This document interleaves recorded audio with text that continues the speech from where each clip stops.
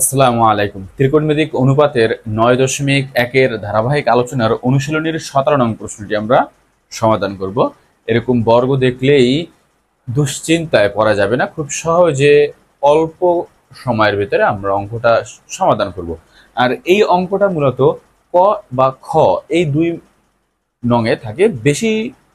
অধিকাংশ সময় আমরা ক নং প্রশ্নে এই অঙ্কটা দেখতে পাই। অবশ্যই খাতায় লিখে নেবেন।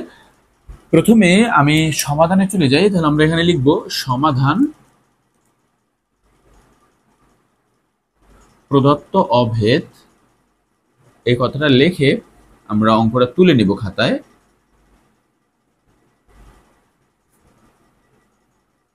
tan theta plus sec theta এর উপরে হোল স্কয়ার ইকুয়াল আমার প্রমাণ করতে হবে 1 plus sin theta divided by 1 minus sin theta.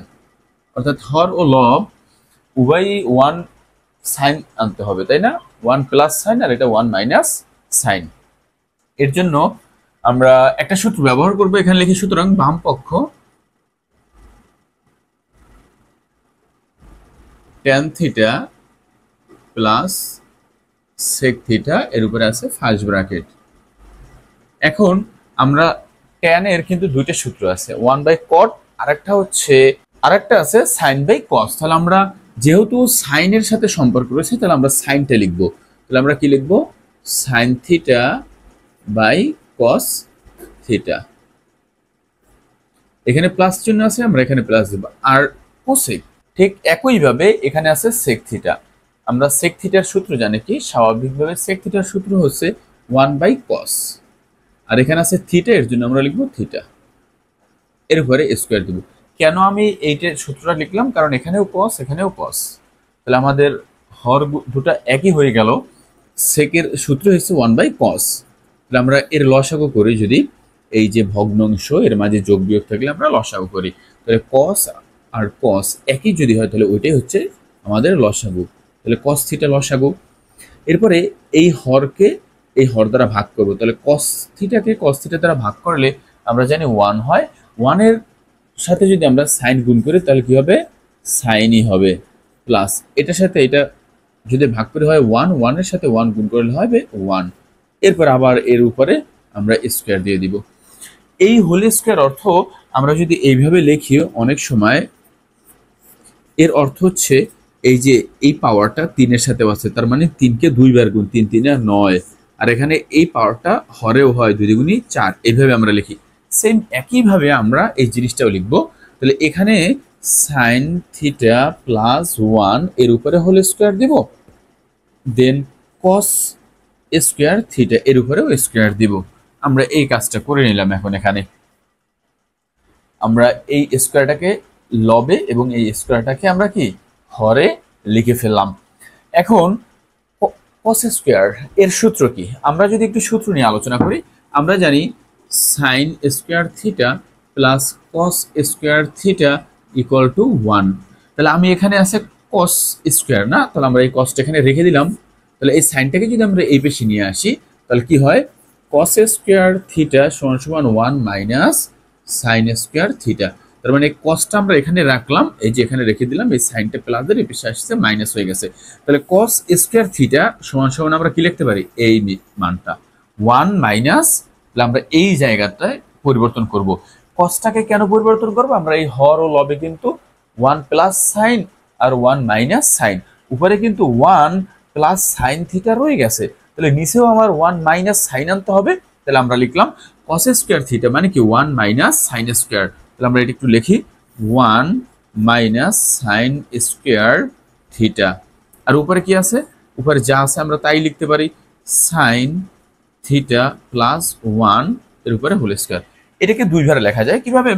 আমি যদি এই 2 এর উপরে 2 দেই, তার মানে 2 কে 2 বার গুণ, অথবা এই 3 এর উপরে যদি 2 দেই, 3 কে 2 বার গুণ। ঠিক একইভাবে এইটাকে যদি আমরা পাওয়ার দেই, তার মানে এটা কয়বার লিখতে পারি আমরা? 2 বার। আবার এইটা তোমরা অনেক সময় করো কি, এই 2 সাইন স্কয়ার প্লাস আবার এই 1 এর উপরে স্কয়ার, এইরকম যেন দেওয়া হয় না, মানে এইরকম করে আমার স্টুডেন্ট অনেক দেখছি যে তারা এইভাবে করেছে। এই যে এইটা আছে এখানে না, তাহলে এরপর কি করে? সাইন স্কয়ার থিটা প্লাস 1 এরকম লেখে। আসলে এরকম না, এটা দুইবার মানে কি এই সাইন থিটা প্লাস ওয়ান আবার এটার সাথে গুণ করতে হবে সাইন থিটা, কারণ এখানে পাওয়ার যদি হয় তখন আমরা কি করি, এই যে দুইয়ের উপর পাওয়ার হলে এই দুইকে দুইবার গুণ করি, তার মানে এইটাকে দুইবার আমরা গুণ করব, তাহলে আমরা এ প্লাস বি হোল স্কয়ারের সূত্র পাই। এটা আমরা লিখলাম। এখন আমরা এই লাইনের পর এখানে চলে যাই। আমরা একটা জিনিস জানি, যদি এখানে থাকতো 4 আর এখানে যদি থাকতো এ স্কয়ার আর এখানে যদি মাইনাস হইতো, তাহলে আমরা এটাকে এভাবে লিখতাম 2 দুগুণে 4, তখন কি করতাম এ স্কয়ার মাইনাস বি স্কয়ার সূত্র লিখতাম এ প্লাস বি ইন্টু এ মাইনাস বি, এভাবে কিন্তু আমরা লিখতাম, তাই না? আমরা কিন্তু উৎপাদকে এইভাবে অনেক অঙ্ক করছি 3.12-এ।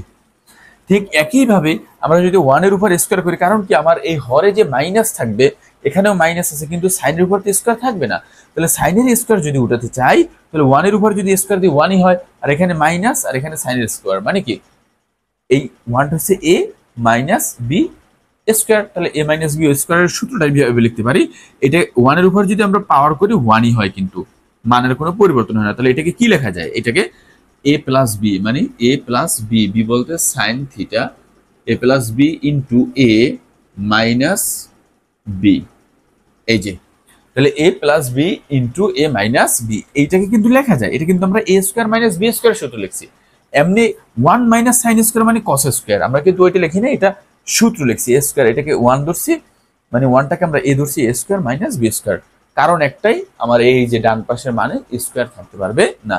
এরপরে এই যে উপরে আছে আমরা এটাকে দুইবার লিখতে পারি, এটা পাওয়ার 2, তার মানে টোটালটা 2, এইটার উপর স্কয়ার এটার উপর স্কয়ার, এরকম হিসাব করব না আমরা।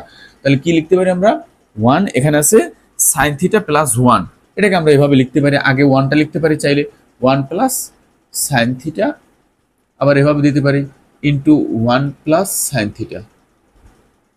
আমরা এই 1 এর আগে প্লাস সাইনের আগেও প্লাস, আমরা এর জন্য এই যে ডান পাশে মিলানোর জন্য 1টা আগে লিখছি সাইন থিটাটা পরে লিখছি, তাহলে এই প্লাস আর এই প্লাসটা কিন্তু কাটা যায়, তাহলে উপরে থাকে কি, উপরে থাকে 1 প্লাস সাইন থিটা এবং এখানে থাকে 1 মাইনাস সাইন থিটা, আর যা কিনা আমার ডান পক্ষে উল্লেখ রয়েছে, এই যে ডান পক্ষ।